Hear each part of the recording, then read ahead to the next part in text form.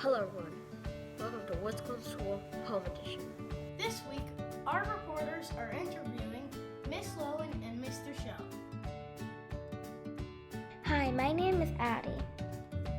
And I'm Finn, and today we're going to interview Assistant Kindergarten Teacher, Miss Lowin. This is Miss Lowin's first year in kindergarten. I'm new to Blake too. Miss Lowin, thank you for joining us today. Hi, Addie and Finn. Thank you for inviting me. We have some questions for you. First, how many years have you been teaching? This is my third year at Blake. I was a substitute teacher here while I was also teaching toddlers and preschools at Hopkins for 2 years.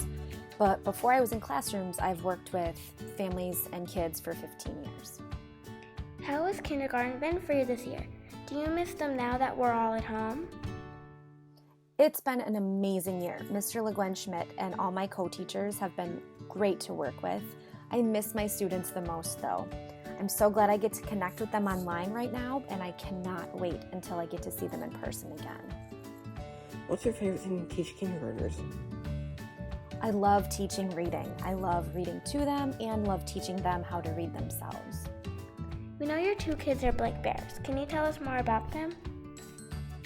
Mila is in second grade. She loves to dance, swim, and reads a lot. And Elliot is in pre-K. He loves to play soccer, do all kinds of science experiments, and learn about animals. They really miss school too. Did you grow up here in Minnesota? I was born in Arizona and grew up in Wisconsin, but I moved here to Minnesota for college. What's your favorite ice cream flavor? Ooh, that's a tough one. My favorite would have to be strawberry malts from Snuffy's. What are some of your hobbies? Well, right now I'm in graduate school, so that takes a lot of my free time, but I also love reading for fun, walking my dog, gardening with an herb garden, and cooking all kinds of yummy meals. Thank you so much for your time, Miss Lowin. Thank you so much, Addie and Finn. See you later. I'm Piper. And I'm Elodie, and today we're going to interview Mr. Shelp about staying healthy at home. Thanks for joining us today, Mr. Shelp. My pleasure. Thank you so much for having me. Mr. Shelp, we've been doing the activities that you've posted on Seesaw. How did you come up with them? It's a combination of a lot of things. A few of them I've come up with on my own. Many of them we've gone through as a department, as a PE department, and looked on the internet for internet resources and found some cool activities to share, including Seesaw has their own little library of things you could look for. And then I know that you've seen the Blakefied little things like Blakeopoly, Blake Tic-Tac-Toe, all of those things. I have to give a special shout out to Miss Wall's girlfriend, Jess, who is kind of a computer wizard about making all those activities Blakefied. So that's where those cool things come from. What is it like hosting big PE classes on Zoom? It's been fun. It is always interesting to see into people's lives a little bit and see what's going on at home. I have to say that I do enjoy the mute all button, and sometimes I wish I had a mute all button in the gym. But for the most part, it's just been a lot of fun, and kids have been great on it. There are a lot of different exercises that you included. How important are each of them? And how much time should we spend doing them? It's just important to be active in any way that you can find. And so the activities are really suggestions and ideas to maybe get your own mind thinking about how you could be active at home. And I know lots of people are doing lots of different things. We really would love for kids to be active at least 30 minutes throughout the day. And I think that would be on the low end. I would love to see that be more close to an hour. But that could be even just being outside and moving a little. It doesn't have to be straight up exercising. What about healthy eating? And sleeping. I think it's a little bit harder sometimes to have super great nutrition during this time. But I think just picking some fruits and vegetables every day that you're going to include every day is a great way to do that. And I think if you're like me, you might be getting more sleep than you normally get. And so hopefully people are doing that. by either getting great sleep all night or getting some naps in during the day for study breaks. So hopefully everyone's doing that. They're both important. What are things that we can do outside to stay healthy? Well, I think first of all, if you're going outside, you need to be sure that it's okay to go outside from the adults in your house, right? That's important. I know a lot of kids have been saying that they've been riding bike a lot.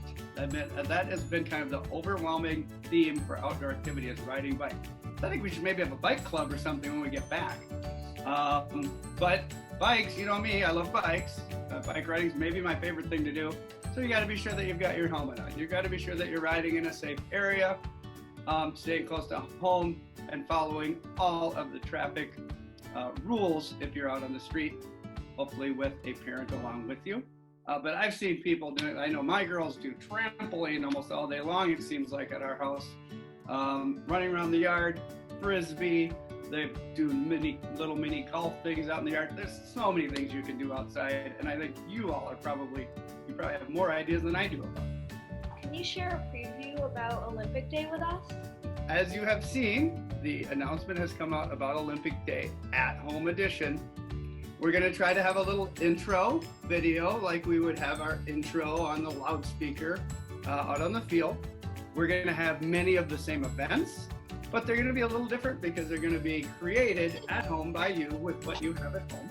We are going to have a show of it if people are going to send in some videos and some pictures, and there'll be kind of a culminating show, a Flickr album at the end of the school year. And then lastly, you will be getting your memento. We're gonna try to make it like Olympic Day as much as we can. Last thing, we love your dance party videos. So we're issuing you to a dance-off challenge. Hit it, Piper! Here we go.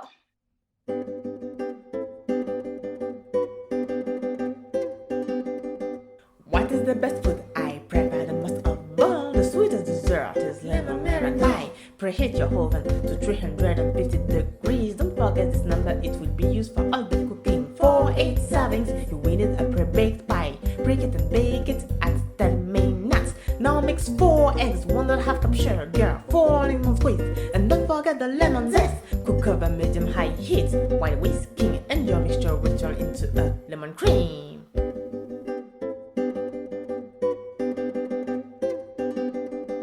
What is the best food I prepare the most of all? The sweetest dessert is lemon meringue pie.